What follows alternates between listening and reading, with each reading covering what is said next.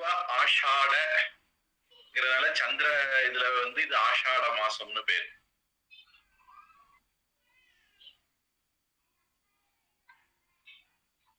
இந்த ஆஷாட மாசத்துல பௌர்ணமி வர்றத அவங்க குருவை நினைக்கக்கூடிய நாளா எடுத்துக்குவாங்க.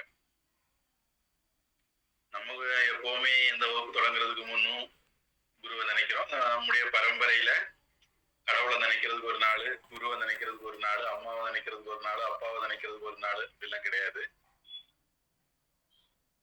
ஒருவேளை யாராவது மற்ற நாட்களை நினைக்காம இருந்தாங்கன்னா இந்த நாள்லயாவது குருவை நினைக்கணும், இந்த நாள் குருவை ஸ்பெஷலா கவனிக்கணும் அப்படிங்கிற நாள்.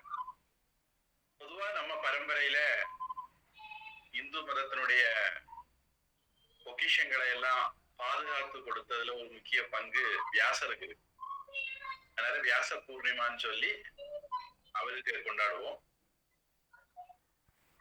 தட்சிணாமூர்த்தின்னு ஒரு குரு இருந்தாலும், பிருகஸ்பதினு ஒரு குரு இருந்தாலும், சுக்கராச்சாரியார்னு ஒரு குரு இருந்தாலும், இந்த மாதிரி பெரிய பெரிய குருக்கள் எல்லாம் இருந்தாலும் குரு பூர்ணிமா அப்படின்னா அது வியாச பூர்ணிமா. வியாசருடைய பிறந்த நாளை கொண்டாடுறது, பிறந்த நாள்ல வியாசரை நினைக்கிறத கொண்டாடுறோம்.